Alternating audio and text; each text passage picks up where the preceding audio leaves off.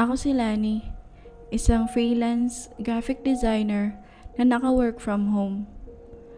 Tahimik lang ang buhay ko. Laptop, kape, deadlines, repeat. Pero simula nung lumipat ako sa bagong apartment, may kung anong malamig na pakiramdam na hindi ko maalis.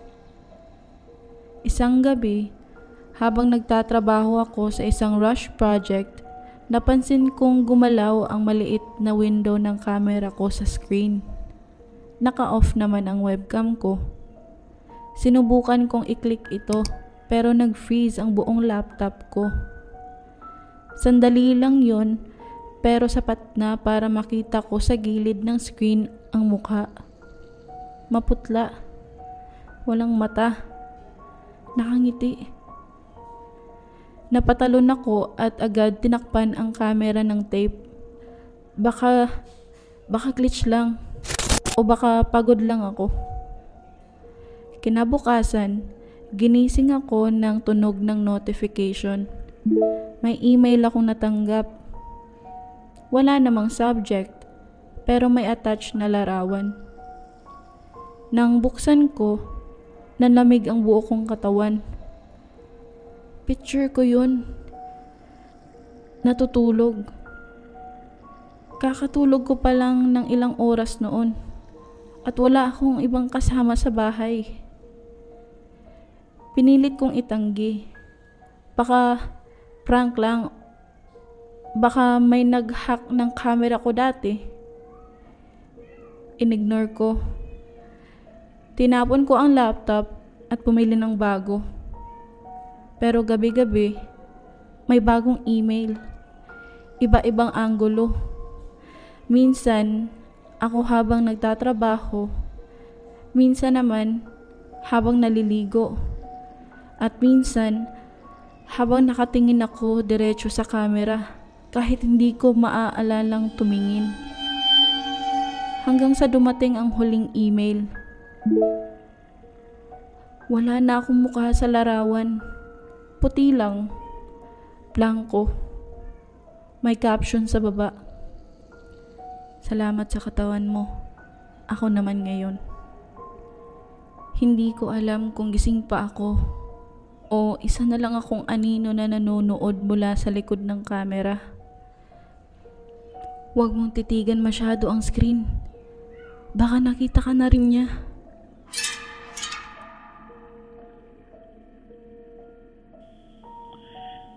Ako nga pala si Max, 27 years old, at kasalukuyan nagtatrabaho bilang call center agent sa Mandawi, Cebu. Mahigit 7 na taon na akong empleyado sa kumpanya namin. Sa mga nakikinig ngayon, marahil ay pamilyar na kayo sa akin dahil ilang beses ko na rin naikwento ang karanasang ito sa mga kaibigan at ka-office mates ko. Nakatira ako sa isang boarding house malapit sa opisina. Tuwing weekend, umuwi ako sa bahay para makasama sina Tito Blue at Tita Luz. Sila po ang nagpalaki sa akin matapos maagang pumanaw ang aking mga magulang. Ang karanasang ito ay nangyari noong taong 2018. Sabado noon, rest day ko. At gaya ng nakasanayan, sa hapon pa ako umuwi para magpahinga muna pagkatapos ng shift. Bandang alas 6 o alas 7 ng gabi na ako gumigising. At agad kong inaayos ang mga dadalhin dahil medyo malayo ang bahay namin mula sa boarding house. Bago umalis, binati pa ako ng mga kasamahan ko sa boarding house. Kilala silang makukulit at nagyayang maglaro ng mobile games. Sabi ko na lang, magagaling naman na kayo at hindi na ako kailangan pa dyan. Kailangan ko na rin talagang umuwi. Mga alas 8 ng gabi nang ako'y makaalis sa boarding house. Ang biyahe mula boarding house hanggang sa bahay namin ay umaabot ng 1 hanggang 1 oras at kalahati. Depende sa traffic. Hindi ko na rin po babanggitin ang eksaktong lugar para na rin sa privacy. Bago dumiretso sa bahay, bumili muna ako ng ilang pasalubong para kina tito at tita. Pati na rin donut para sa mga batang pinsan ko. May mga establishmentong bukas pa naman kahit gabi na. Mga alas 10 na ng gabi nang ako'y makarating sa tricycle terminal. Ngunit pagdating ko sa kanto papunta sa amin, walang tricycle na nakatambay. Naghintay ako ng halos 10 minuto pero wala pa rin tumaraan. Dahil sa antok at pagod, nagpasya akong maglakad pa uwi. Tinatayang 20 hanggang 30 minuto ang lakaran. Medyo madilim ang daan. May mga poste ng ilaw pero malalayo ang pagitan. At may mga talahiban sa paligid. Paminsan-minsan lang may dumaraan na mga sasakyan. Habang naglalakad, nadaanan ko ang isang maliit na tindahan na bukas pa. Bumili ako ng soft drinks at 2 yosi. Alam niyo na, pang-relax sa aming mga call center agent. Pagkatapos ay nagpatuloy na ako sa paglalakad. Ilang minuto pa lamang ang nakakalipas nang mapansin ko. Mga 100 metro sa unahan. Ang isang babae na nakasuot ng bestidang kulay dirty white. Inakala ko may pinupulot lang siya kaya hindi ko pinansin. Ngunit habang papalapit ako, mga nasa 30 hanggang 50 metro na lang ang pagitan, napansin kong kakaiba ang kilos niya. Parang patuwad-tuwad siya at sinisilip ako sa pagitan ng kanyang mga binti. Kinilabutan ako at nagkunwaring walang nakita. Lumipat ako ng sidewalk para makaiwas. Inilipat ko rin sa kaliwang kamay ang mga bitbit kong pasalubong sakaling kailangan kong tumakbo. Nang magkatapat kami, naramdaman ko ang matinding kaba. Pasimple ko siyang sinulyapan at doon nagsimula ang aking pangungot. Ang balat niya ay napakadilim. Ang buhok niya ay nakatayo na parang nililipad ng hangin kahit walang hangin. At ang kanyang mga mata ay kumigislap na parang dilaw na may matatalim at galit na galit ng tingin. Para akong na-freeze sa takot. Naglalakad pa rin ako pero parang hindi ako umuusad. Bigla siyang dumapa sa lupa, parang handang sumugod. Gusto kong sumigaw pero walang boses na lumalabas. Pinikit ko ang mga mata ko at pinipilit igalaw ang aking mga paa. Pero nanlalamig ang buong katawan ko. Para bang may sapot ng gagamba na humaharang sa mukha ko at hindi ko ito matanggal. Nanginginig na ako noon at naramdaman kong may malamig na hangin na umiikot sa akin. Bigla akong nagulat sa malakas na busina ng isang tricycle mula sa aking likuran. Napalingon ako at nakita kong papalapit na ito. May sindi ang ilaw. Sa isang iglap na wala ang boses ng babae, pati na rin ang parang sapot sa mukha ko. Huminto ang tricycle sa tapat ko at agad akong pinasakay. Si Kuya Bert, ang driver ng tricycle. Hindi na siya nagsalita basta pinasakay na lang ako. Ramdam ko ang hilo habang bumabiyahe kami. Tinanong niya kung saan ako nakatira at agad ko namang sinabi. Mabilis siya magpatakbo ng tricycle at pagdating sa bahay, siya pa mismo ang kumatok para tawagin sina Tito Blue at Tita Luz. Paglabas nila Tito, halatang nag-aalala sila. Sobrang gabi na at hindi nila inaasahang darating pa ako. Agad akong inalalayan ni Tito papasok ng bahay at pinapasok na din nila si Kuya Bert, ang tricycle driver. Ikinuwento ni Kuya Bert na may nakita raw siyang babaeng nakalutang sa likod ko at ang buhok nito ay nakadikit sa ulo ko. Ang inakala kong sapot ng gagamba ay buhok pala ng babae na kumikilos na parang gagamba. Sabi ni Kuya Bert, buti na lang ay may dala siyang asin sa tricycle. Kaya binusina niya at sinabuyan ng asin. Kaya raw ito nawala. Hindi ko ito napansin dahil hindi ko na rin alam kung ano ang nangyayari ng mga oras na yun. Dagdag pa ni Kuya Bert, kung hindi raw siya dumaan ay baka may masamang nangyari na sa akin. Kinabukasan, dinala ko ni tita sa isang lokal na albularyo. Ayon sa kanya, napagdiskatahan daw ako ng isang kubot, isang uri ng aswang, at muntik na akong mapahamak. Mabuti na lang daw at napigilan ito. Pinainom niya ako ng maraming tubig at pinahiran ng langis ang ulo at tenga ko para mawala ang masamang espiritu. Simula noon, naging mas maingat na ako. Hindi na rin ako umuwi ng gabi. Si Tito Blue naman ay sa kasamang palad, pumanaw na rin noong 2022. Kaya ako na ang tumatayong ama para sa mga pamangkin ko, lalo na't si tita ay may katandaan na rin. Maraming salamat po, Baryo ng Lagim, sa pagbibigay ng pagkataong maipahagi ang aking karanasan. Naway magsilbing paalala ito sa ating lahat na mag-ingat, lalo na kapag maglalakad na mag-isa. Nais kong ibahagi ang isang nakakakilabot na karanasan sa aking universidad. Partikular, ang College of Education.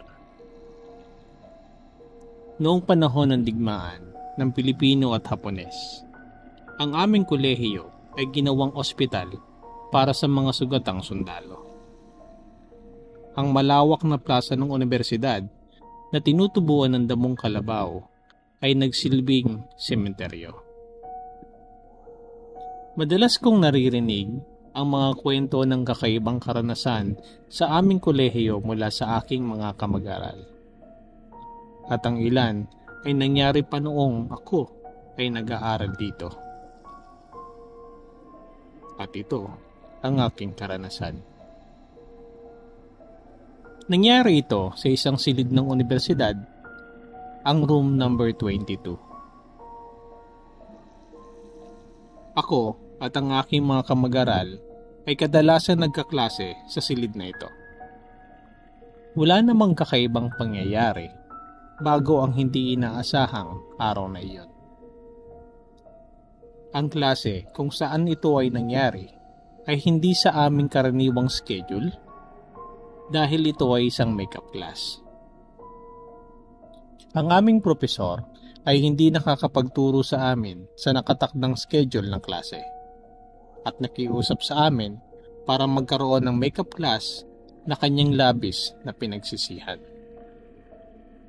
Gayunpaman, papalapit na ang midterms at abala kaming lahat at hindi lang ito ang subject na may makeup class kami. Sa huli, kami ay nagkasundo na magkaroon ng klase sa ganap na alas 7 ng gabi. Malaki ang gusali ng kolehiyo at wala namang klase tuwing gabi. Kaya kahit na may ilang silid na okupado, pakiramdam namin ay kami lang ang naroroon sa room number 22. Idagdag pa ang ambience na nakakatakot dahil may mga bahagi ng pasilyo na madilim na. Maayos kaming nakaupo sa silid-aralan at dumating ang aming propesor makalipas ang ilang minuto. Siya ang tipo ng propesor na laging nag-check ng attendance. Ngunit, sa halip na tawagin ang aming mga pangalan gaya ng nakasanayan, binilang niya kami. Bago nito, sinabi na namin sa kanya na ang tatlo naming mga kaklase ay absent. Sa kanyang pagbibilang, ay doon siya nagkamali. Ang sabi niya, "So, 11 kayo. Ayon sa aking tala, 21 dapat kayo.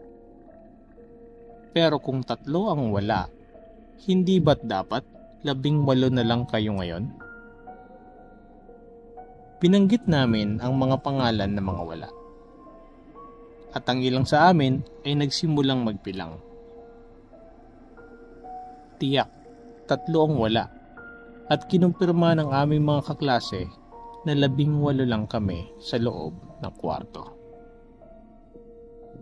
Ngunit dahil sa pride ng aking propesor, muling binilang ng aming propesor ang mga estudyante na nandoon sa silid na iyon. Ipinilit niyang 19 kami. Ma'am, alas 7 na po ng gabi. Huwag na po kayong magbiro, sabi ng isa kong kaklase. At ang ilang sa amin ay natawa pa. Ngunit, seryoso ang mukha ng aming propesor. At malinaw kong naalala kung paano na niya sinuyod ng tingin ang paligid at sinabi, "Ibig mo bang sabihin, may binibilang akong hindi niya nakikita?" Lahat kami ay natahimik. Siyempre, paano naman kami magkakamali sa simpleng pagbibilang, gayong lahat kami ay major ng mathematics. Pagkatapos, kalmadong sinabi ng aming guro, "Hindi na natin dapat ipagpatuloy ito. May nauna na sa silid na ito."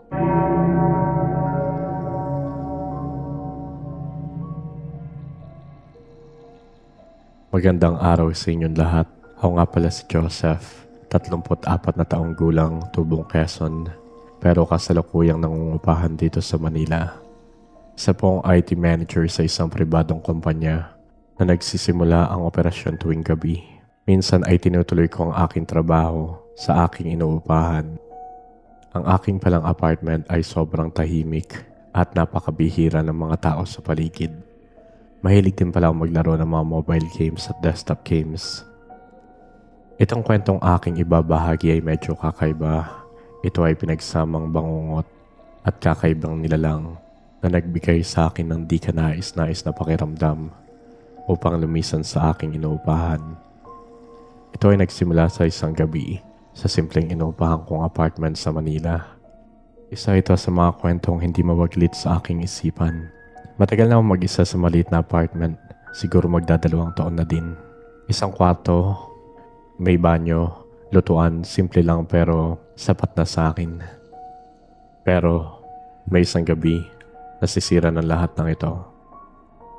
Sa gabing iyon, normal lang ang lahat. Paggising ko, bumangon ako, nagbukas ng ilaw, pinuksan ang aking computer at inopen ang aking laro. Pagkatapos ay tumungo sa banyo upang maghilamos. Pero maya-maya nagising ulit ako. Alam ko na hindi lang naman ako naka-experience ng ganitong pangyayari. Nangyayari din naman na ito sa iba. Sa pagkakataong ito ay medyo kakaiba. Nagising ako at sobrang dilim ng kwarto. Agad akong tumayo, binuksan ang ilaw at binuksan ang aking computer. Parehas na ang aking ginawa sa una. Sa pagkakataong ito, pumunta ako sa kusina upang kumuha ng takore at magpainit ng tubig. Sa pagbukas ko ng kalan, dito ay nagising ako. Nabigla ako dahil sobrang dilim ulit ng paligid. Ngunit sa mga oras na ito, naisipan ko ng kurutin ang aking pisngi at sampal-sampalin. Naramdaman ko ang sakit. Kaya alam ko na hindi na ako nananaginip.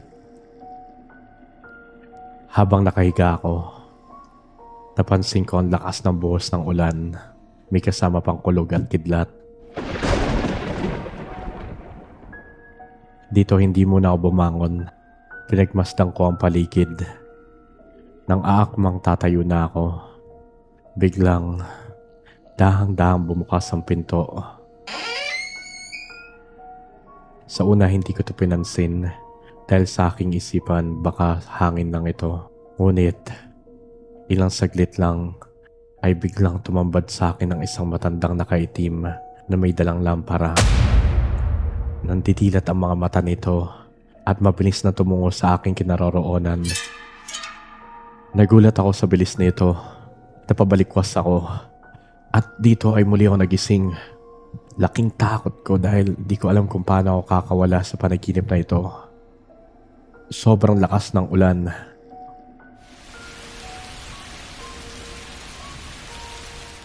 Di ko alam kung nananaginip pa ako pero dali-dali akong tumayo. Agad kong binuksan ang aking computer. Pati ang lahat ng ilaw sa buong bahay. Pati sa banyo. Sa sobrang takot ko. Sandali ako naupo para ikalma ang aking sarili. Inantay ko kung magigising ulit ako. Sobrang lakas ng ulan. Maririnig mo ang dagong-dong ng kulog. Makalipas ang 10 minuto, napagtanto ko na hindi na ako nananaginip. Agad ko namang sinilip ang bintana at tinignan ko sobrang lakas pa rin ng ulan dahil papasok pa ako. Sa aking pagdungaw, nakita ko ang matanda na may dalang lampara na naglalakad sa labas. Bumubungis-ngis ito nang nakakatakot. Agad ako napatakbo sa aking kwarto. Kahit kalalaki kong tao ay takot ako sa mga gatong nilalang. Agad ko namang tinawagan ang aking kaibigan para magpasundo. Hindi naman ito nagtanong kung bakit. Ang idinahilan ko na lang ay dahil malakas ang ulan. Wala pang 10 minuto ay nasa apartment ko na ito. Kinabukasan, pinili kong hindi muna umuwi sa aking tinutuluyan. At napagdesisyonan ko na ring lisanin ang aking apartment. Hindi na ako nagpalipas ng kahit isang gabi pa. Dahil sa takot ko na baka bumalik ulit yun doon. Pinakuha ko na lang sa utol ko ang aking mga gamit kinabukasan. Sa pagdating ng aking utol sa aking tinutuluyan, nasalubong niya ang landlady. Kinausap daw siya nito, gaya ng nakagawian. Bumati naman ito na masaya sa kanya at tinanong kung nasaan ako. Sumagot naman ang aking utol na titira muna daw ako sa kanya dahil mas malapit ito sa aking trabaho. Hindi niya na idinetalya ang totoo. Ang matanda naman ay binalik ang deposit ko. At simula noon, kahit ilang ulit ko pang subukan limutin ang nangyari, hindi maalis sa aking isipan ang matandang may lampara. At yun na nga, hanggang dito na muna ang ating kwento ng mga katatakutan sa baryo ng Lagim. Sana ay nag-enjoy kayo at kinilabutan. By the way, ako nga pala si Jaco, isa sa mga narrator ng channel na to. Sana po ay patuloy niyong suportahan ang aming channel. Dahil sa mga bago pa lang kaming mga narrator, gagalingan pa po namin at sisikapin naming mag-improve. At para mas mapaganda pa ang inyong karanasan sa pakikinig, huwag niyong kalimutang mag-subscribe sa aming channel. Please i-like at i-share ang aming video. Lubos po kami nagpapasalamat sa inyong walang sawang pagsuporta. Kung meron po kayong nais ibahaging kwento o katatakutan at mga misteryo, maaari niyo pong ipadala sa aming Facebook page sa Baryo ng Lagim o kaya naman sa aming email baryonanlagim@gmail.com. Muli mga kabaryo, maraming salamat po at mag-ingat po kayo lagi.